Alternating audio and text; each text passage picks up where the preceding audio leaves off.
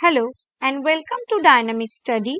Today I will discuss about UGC NET Paper 2 Political Science और आज हम करेंगे क्विज क्लास 74 और यहाँ पर जो क्वेश्चंस है वो है 2023 वेस्ट बंगाल सेट के क्वेश्चंस के ऊपर बेस करके। तो स्टार्ट करते हैं आज के लेक्चर को और पहला क्वेश्चन देख लेते हैं। फर्स्ट क्वेश्चन है who appoints the interstate council, कौन इंटरस्टेट काउंसिल को अपॉइंट करते हैं? प्रेसिडेंट ऑफ इंडिया, राष्ट्रपति, option 2 union cabinet, option 3 prime minister या यूनियन होम मिनिस्टर। राष्ट्रपति, कैबिनेट मिनिस्टर, प्रधानमंत्री या होम मिनिस्टर केंद्र के कौन करते हैं? सो राइट आंसर है option 1 president. Option A is the right answer. Next question देख लेते हैं। सेकेंड क्वेश्चन है Periyar was associated with which of the following organisation. So कौन से ऑर्गेनाइजेशन के साथ वो पेरियर एसोसिएटेड थे? E V Ramaswamy Periyar. Congress party, option 2 Justice Party, Dravida Kazhagam या option D Hindu Mahasabha. So right answer इसका जो होगा वो है ऑप्शन डी। 1 मिनट, इसका राइट आंसर होगा जस्टिस पार्टी। ओके, सो यहाँ पर क्वेश्चन थोड़ा रॉन्ग है। यहाँ पर होना चाहिए किसके साथ नहीं था। ओके, क्योंकि वो Congress party, justice Party, Dravida Kazhagam party तीनों के साथ ही रिलेटेड थे। सो Hindu Mahasabha is not related, सो इसीलिए डी आंसर करेक्ट होगा। Okay, next, who among the following is was not a member of the constitution assembly. कौन इनमें से कॉन्स्टिट्यूशन असेंबली के मेंबर नहीं थे? फिरोज खान नूर, सर जफरुल्लाह खान या डॉक्टर जयशंकर या जयप्रकाश नारायण। कौन पार्लियामेंट कॉन्स्टिट्यूशन असेंबली के मेंबर नहीं थे? तो इसका राइट आंसर होगा option D Jayaprakash Narayan. Next question देखते हैं। नेक्स्ट क्वेश्चन है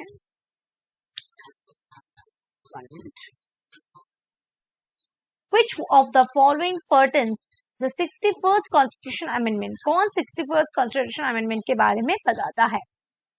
किसको चेंज करता है? 9th शेड्यूल को, ऑप्शन 2 एंटी डिफेक्शन लॉ को, ऑप्शन 3 अमेंडिंग ऑफ आर्टिकल 360 या लोअरिंग वोटिंग एज। सो ये वोटिंग एज को लो करता है। 1989 में ये चेंज हो गया, जहां से 21 साल से हम वोट 18 साल के लोगों तक वोट दे सकते हैं। So right answer is option D. Next question देखते हैं। A new all India service can be created by. एक ऑल इंडिया सर्विस हम क्रिएट कर सकते हैं किसके द्वारा? अमेंडमेंट करके कॉन्स्टिट्यूशन के अंदर, एक रिजोल्यूशन है आर्टिकल 312 में उसके तहत, या ऑप्शन 3 एन एग्जीक्यूटिव ऑर्डर के तहत, या एक स्टेटस के थ्रू। ओके, सो राइट आंसर यहाँ पर जो होगा वो होगा ऑप्शन बी। ये एक रिजोल्यूशन पास किया जाता है 312 के अकॉर्डिंग कॉन्स्टिट्यूशन में, उसके द्वारा हम ऑल इंडिया सर्विस को क्रिएट कर सकते हैं। So right answer is option B. Next question,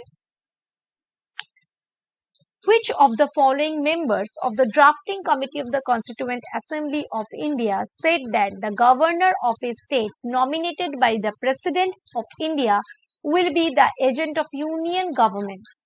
सो यहाँ पर मतलब है इसका जो कि कौन सा ड्राफ्टिंग कमेटी का कॉन्स्टिट्यूशन असेंबली का मेंबर कहा था दैट गवर्नर जो होता है, जो राज्यपाल होता है ऑफ स्टेट, वो नॉमिनेट होंगे प्रेसिडेंट के द्वारा। ओके, वो यूनियन गवर्नमेंट का एजेंट होगा। T Krishnacharya, doctor B R Ambedkar, Sardar Vallabh Bhai Patel या राजेंद्र प्रसाद। सो ये स्टेटमेंट रिलेटेड है टी कृष्णाचार्य, तो उनके साथ। सो राइट आंसर यहाँ पर होगा ऑप्शन ए। नेक्स्ट क्वेश्चन देखते हैं।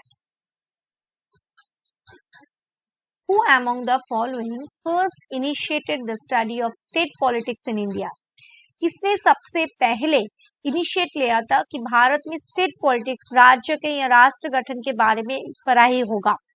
Iqbal Narayan, option 2 Paul Brass, Stanley Kochanek या माइनर विनर। इसका जो राइट आंसर है वो है Myron Weiner. Option D is the right answer. Next question देखते हैं। Which of the following is not a directive principle of state policy, इनमें से कौन सा ऐसा जो directive policy principles of state policy नहीं है?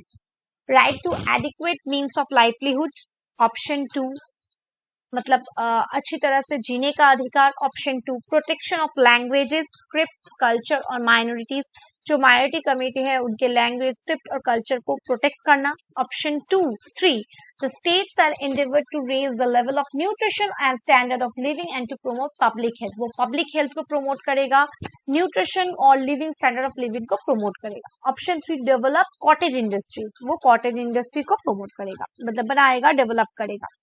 तो इसका जो राइट आंसर होगा वो होगा बी, ये हमारा फंडामेंटल राइट है, it is not a directive principle, so right answer is option B.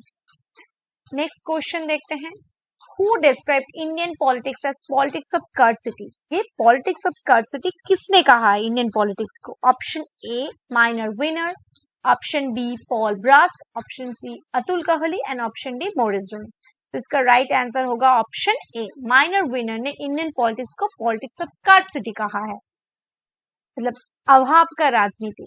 Last question देखते हैं आज का, The discretionary power of the governor in Indian state is limited to which of the following functions?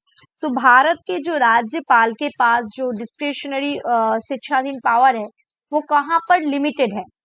Chief minister को appoint करने के लिए, option 2 ministry को dismiss करने के लिए, the dissolution of legislative assembly को हटाने के लिए, या असेंट बिल्स देने में।